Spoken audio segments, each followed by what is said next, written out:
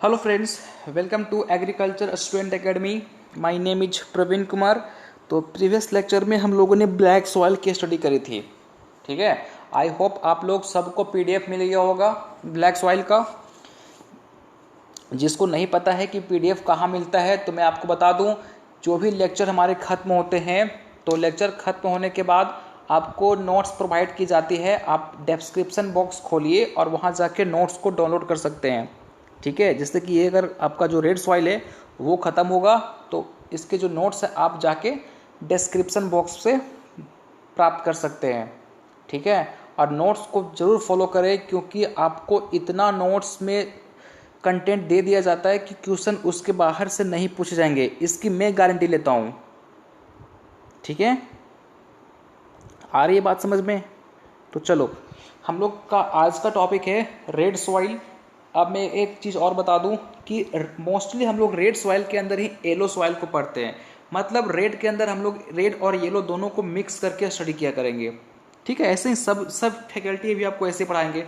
Red soil थोड़ा dominant होता है इसलिए आपको इसमें येलो कलर का पता नहीं चलता है, बट मोस्टली हम लोग रेड के अंदर ही येलो को पढ़ते हैं। आया समझ में? तो चलिए हम लोग रेड सॉइल को कंटिन्यू करते हैं। देखिए, यहाँ पे आपको रेड सॉइल दिख रहा है, कितना खूबसूरत है। सबसे पहले तो आप नज़ारा ले लो पूरे रेड सॉइल की, कितना अच्छा लग रहा है भाई साहब। मुझे तो जितने भी सॉइल के टाइप्स है ना, सबसे खूबसूरत रेड सॉइल लगता है। देखो कितना अच्छा है, चारों तरफ रेड ही रेड। क्या नज़ारा रहा होगा ना। मैं तो अगर मौका मिलेगा तो मैं ज़रूर ऐसी जगह पे जाना चाहूँगा जहाँ पे ये रेड सॉइल पाए जाते हैं। कितने अच्छे हैं यार। चलो, अब हम लोग अपने मुद्दे की बात करते हैं। देखो, प्रीवियस लेक्चर में कुछ लोगों को दो प्रॉब्लम आई थी। पहला प्रॉब्लम क्या आया था कि सर हम लोग कॉटन को ब्लैक सॉइल में क्यों कल्टीवेट करते हैं, क्या उसको कोई और सॉइल में कल्टीवेट कर सकते हैं? बिल्कुल आप कर सकते हो, उसको कोई और सॉइल में भी कल्टीवेट कर सकते हो, लेकिन आपकी प्रोडक्टिविटी जितना ब्लैक सॉइल में देगी उतनी वो किसी और सॉइल में नहीं देगी। क्यों? इसके पीछे का रीज़न इस क्या है कि जो ब्लैक सॉइल होते हैं उसमें मॉइस्चर का कंटेंट बहुत ज़्यादा होता है, मैंने आपको बताया था। तो जो कॉटन के क्रॉप्स होते हैं ना, उसको बेटर ग्रो करने के लिए हायर अमाउंट में मॉइस्चर चाहिए, जो कि केवल और केवल ब्लैक सॉइल ही प्रोवाइड कर सकती है, कोई और सॉइल नहीं प्रोवाइड कर सकता है। इसलिए हम लोग ज़्यादातर कॉटन को ब्लैक सॉइल में कल्टीवेट किया करते हैं। ठीक है, दूसरी जो प्रॉब्लम आई थी कि सर आप जो बताए हो कि ब्लैक सॉइल जो है वो नंबर सेकेंड पोजीशन पे है, बट किसी किसी बुक में ये ब्लैक सॉइल जो है वो नंबर 3 पोजीशन पे दिया हुआ है। तो मैं आपको क्लियर कर दूं, मेरी बात आप ध्यान से सुनना। जो आपका ब्लैक सॉइल है, पहले मैं इसको इरेज कर ले रहा हूँ। ठीक है, देखिए अब मेरी बात ध्यान से सुनिए। जो आपकी ब्लैक सॉइल है, ठीक है, ब्लैक सॉइल का जो एरिया होता है कितना होता है, मैंने आपको बताया हुआ है 74 मिलियन हेक्टेयर होता है। ठीक है, और अगर इसको हम ISSS के अकॉर्डिंग देखें तो ये आपका 15% होता है। इसमें आपकी जो रेड सॉइल है इसकी यदि हम बात करें तो इसकी एरिया होता है 15 मिलियन हेक्टेयर, और ISSS के अकॉर्डिंग यदि इसमें हम बात करें तो ये होता है आपका 18.3%। अब मेरी बात ध्यान से सुनो। देखो, एलुवियल सॉइल तो हमेशा फर्स्ट पे रहेगा। क्यों? क्योंकि इंडिया में उसका अमाउंट बहुत ज़्यादा है, 43% के आसपास में है भाई साहब। तो आपका एलुवियल सॉइल टॉप पे है, उसमें कोई दोहराई नहीं, वो तो फर्स्ट पे रहेगा ही रहेगा। कन्फ्यूज़न होता है ब्लैक सॉइल को लेके और रेड सॉइल को लेके। देखो, अब मेरी बात ध्यान से सुनो। अगर क्वेश्चंस में आपको हेक्टेयर के बेसिस पे पूछता है, अगर क्वेश्चन में आपको हेक्टेयर के बेसिस पे पूछा है तो आप मुझे बताओ नंबर सेकेंड पे कौन एग्जिस्ट करेगा। देखो, ब्लैक सॉइल हेक्टेयर के अकॉर्डिंग 74 मिलियन है, जबकि रेड सॉइल आपका ओनली 15 मिलियन है। तो ऑब्वियसली बात है जो आपका ब्लैक सॉइल है वो नंबर सेकेंड पोजीशन पे एग्जिस्ट करेगा। अगर यही बात को वो दूसरे तरीके से पूछता है अकॉर्डिंग टू परसेंटेज, तो परसेंटेज के बेसिस पे यदि हम बात करें तो जो ब्लैक सॉइल है उसका परसेंट आपका 15 है और जो रेड सॉइल है उसका 18.3 है।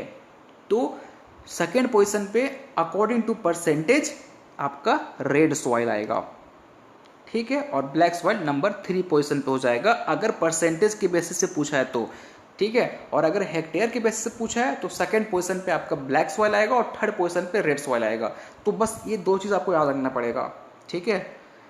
आई होप आप लोगों का कंफ्यूजन क्लियर हो गया होगा, ठीक है। आगे मूव ऑन करें हम लोग, चलिए फिर हम लोग आगे मूव ऑन करते हैं।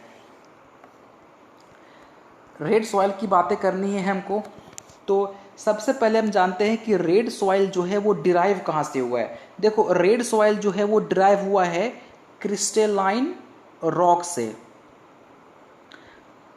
ठीक है। और कई बार एग्जाम में और डीप में पूछ देंगे कि किससे हुआ है, वो क्रिस्टलाइन रॉक नहीं देके कई बार ये ऑप्शन को थोड़ा सा वेरिएशन कर देते हैं, तो वहाँ पे सबसे एक्यूरेट जो आंसर होगा वो होगा क्रिस्टलाइन इग्नियस रॉक, ठीक है। याद रखना जो आपका रेड सॉइल है उसकी जो डिराइव हुई है वो कहाँ से हुआ है, क्रिस्टलाइन इग्नियस रॉक से हुआ है। क्लियर हो गया।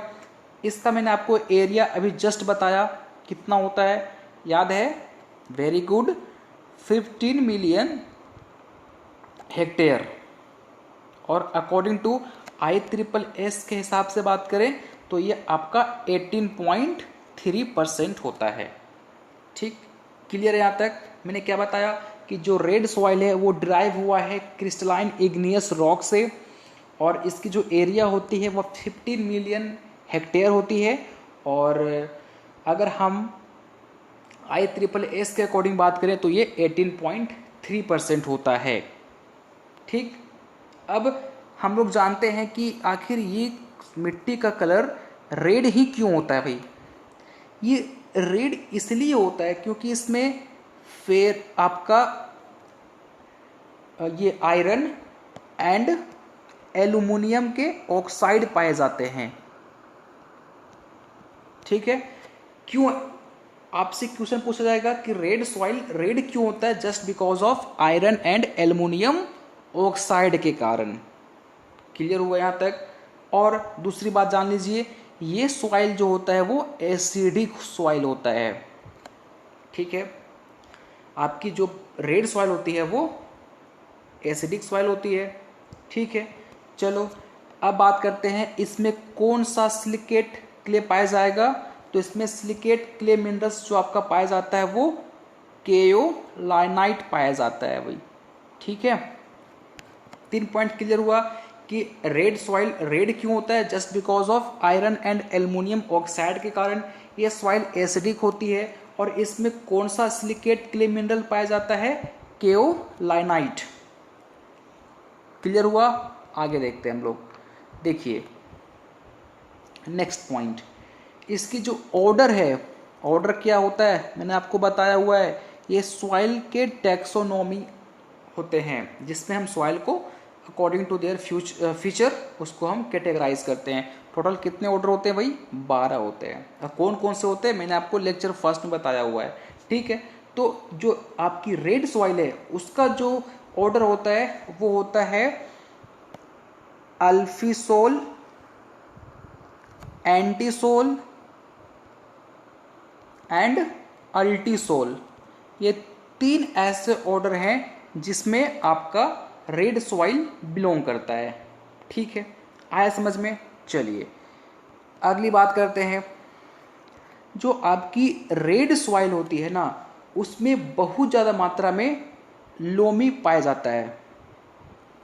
और आपका जो वो था ब्लैक सॉइल उसमें क्ले कंटेंट ज़्यादा था, इसमें लोमी का कंटेंट ज़्यादा होगा। तो लोमी का कंटेंट ज़्यादा होने के कारण इसके जो इफ़ेक्ट होते हैं कि जो आपकी रेड सॉइल है उसकी वाटर होल्डिंग कैपेसिटी बहुत ही कम हो जाती है just because of loamy.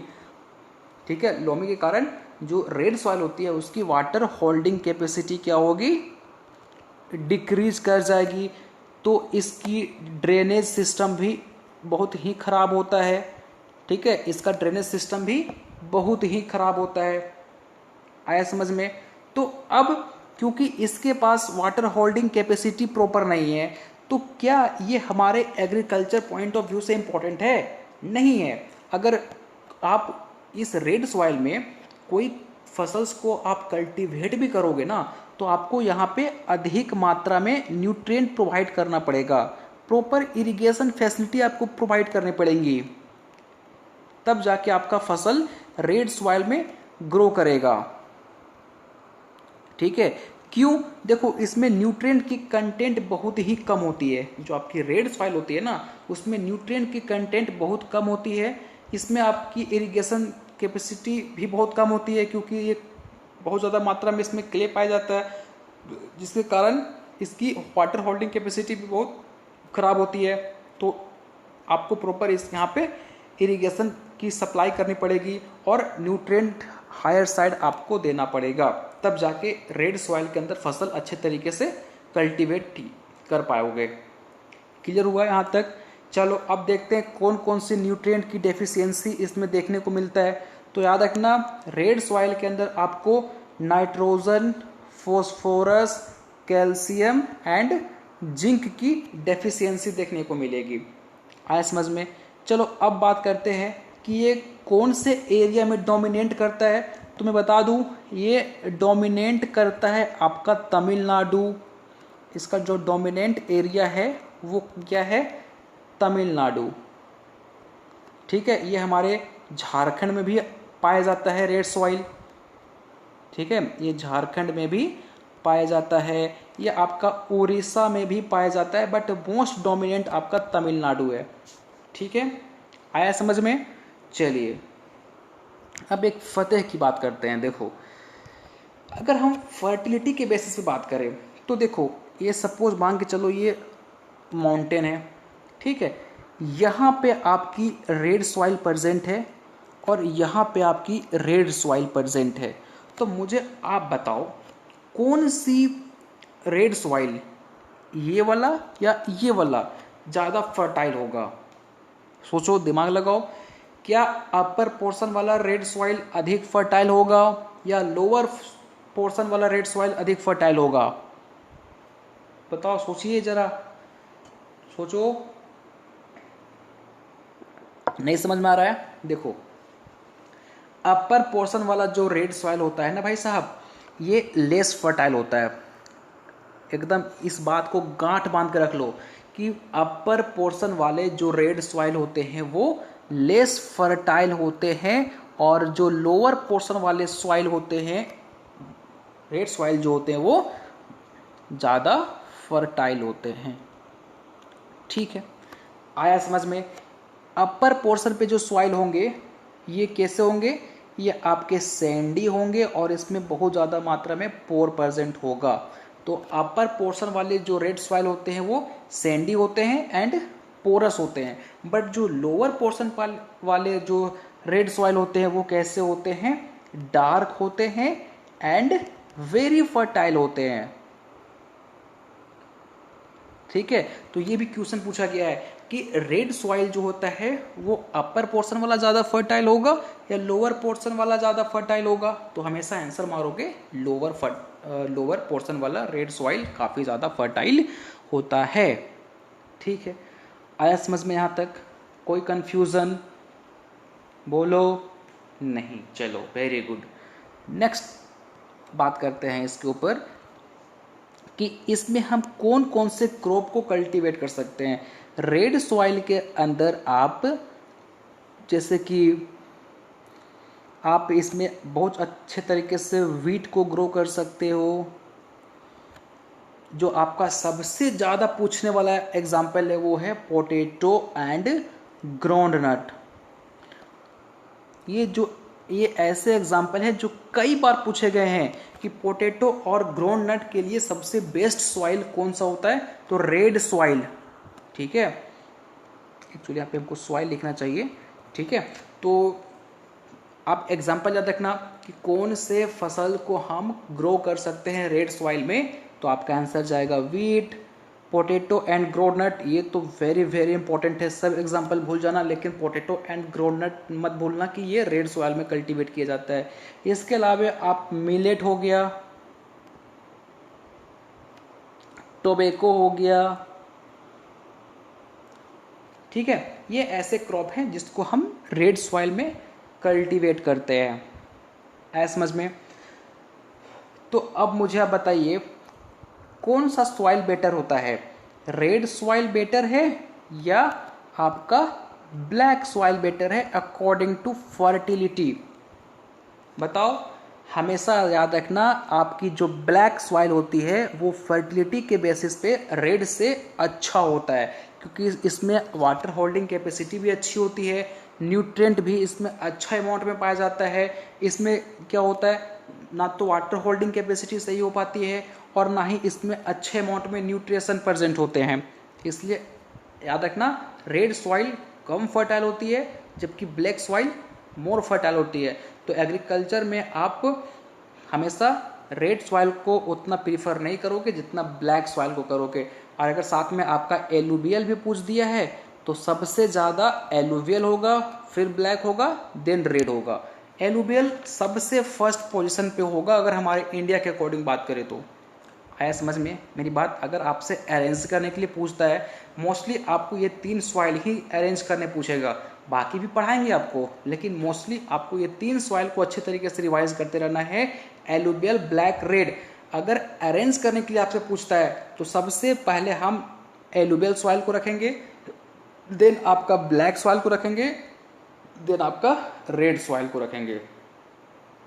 I hope बातें आपको क्लियर हो गई होंगी। ठीक है, तो चलो आज इतना ही रखते हैं, है ना, और इस लेक्चर को करते हैं दी एंड। नेक्स्ट लेक्चर में हम लोग अगले सॉइल के साथ मिलेंगे, है ना। और मैं बता दूं कि इस लेक्चर का जो नोट्स है वो आप जाके डाउनलोड कर लेना, डिस्क्रिप्शन बॉक्स में मैं प्रोवाइड कर दूंगा आपको, है ना। और कोई भी डाउट होता है, अगर आपको लेक्चर के रिगार्डिंग कोई डाउट है, कोई शिकायत है, तो आप मुझे बेझिझक पूछ सकते हो। ठीक है, मैं आपको 110% रिप्लाई करूंगा, इसकी मैं गारंटी देता हूं, क्योंकि हम आपके साथ मेहनत कर रहे हैं तो ये मेहनत बेकार नहीं होना चाहिए, है ना। तो आप लोग काफ़ी अच्छे तरीके से पढ़ाई करते रहो, है ना। और कोई डाउट होता है, कोई टॉपिक समझ में नहीं आती है तो हम लोग आपके साथ हैं। ओके, आप देख रहे हो कि हम लोग काफ़ी ज़्यादा मेहनत कर रहे हैं आप लोग के लिए, तो हमारा आप जो सेकेंड सेमेस्टर है वो भी बहुत जल्दी स्टार्ट होने वाला है। तो मोस्टली हम लोग दुर्गा पूजा से पहले क्या करेंगे, फर्स्ट सेमेस्टर को एंड कर देंगे और दुर्गा पूजा की छुट्टी के बाद हम लोग सेकेंड सेमेस्टर को स्टार्ट कर देंगे। और मैं आपको गारंटी देता हूँ कि मैं सेमेस्टर 1 से लेके जितने सेमेस्टर होते हैं आपके बीएससी एग्रीकल्चर, एमएससी एग्रीकल्चर, वहाँ तक मैं कवर करूँगा। ठीक है, आपको कोई भी परेशानी नहीं होगी, बट आपको मुझ पर ट्रस्ट करना होगा। ऐसा नहीं कि लेक्चर खोले और जाके दूसरे लेक्चर पे कवर कर लेंगे, ऐसे नहीं होगा। अगर आपको मेरा लेक्चर पसंद आता है तो मेरा लेक्चर पढ़िए, अगर कोई और फैकल्टी का लेक्चर आपको अच्छा लगता है तो उसको लेक्चर को देखिए, बट ऐसा नहीं कि हम पढ़ाई छोड़ दिए, हम बहुत टफ लगा, ऐसा नहीं। अगर मैं ये नहीं बोल रहा हूँ कि आप मेरे ही लेक्चर को देखो, नहीं, बिल्कुल नहीं। अगर आपको किसी और फैकल्टी का लेक्चर अच्छा लगता है तो आप जाके उसको कवर करो, बट एक सीक्वेंस को बना के रखो। ऐसा नहीं कि एक लेक्चर अभी यहाँ सुने, अगला लेक्चर किसी और टीचर से पढ़ लिए, तो ऐसे आपकी फ्रीक्वेंसी भी मैच किसी टीचर के साथ नहीं करोगी और आप कंफर्टेबल कभी फील नहीं कर पाओगे। इसलिए फ्रीक्वेंसी मैच करना ज़रूरी है। किसी टीचर के साथ आप जुड़ते हो तो बहुत शिद्दत से जुड़िए, उसके हर बातों को आप फॉलो कीजिए, तब जाके आपको सारी बातें अच्छे तरीके से समझ में आने लगेगी। ठीक है, मैं आपको इसलिए बता रहा हूँ यार कि मेरा कोई ऐसा इंटेंसिव नहीं है कि मैं आपको ज्ञान बांट रहा हूँ, नहीं, मैं अपने एक्सपीरियंस शेयर कर रहा हूँ ताकि आप ये गलती ना करें। ठीक है, तो चलिए इसी के साथ हम लोग अगले लेक्चर में मिलेंगे, तब तक के लिए थैंक यू सो मच।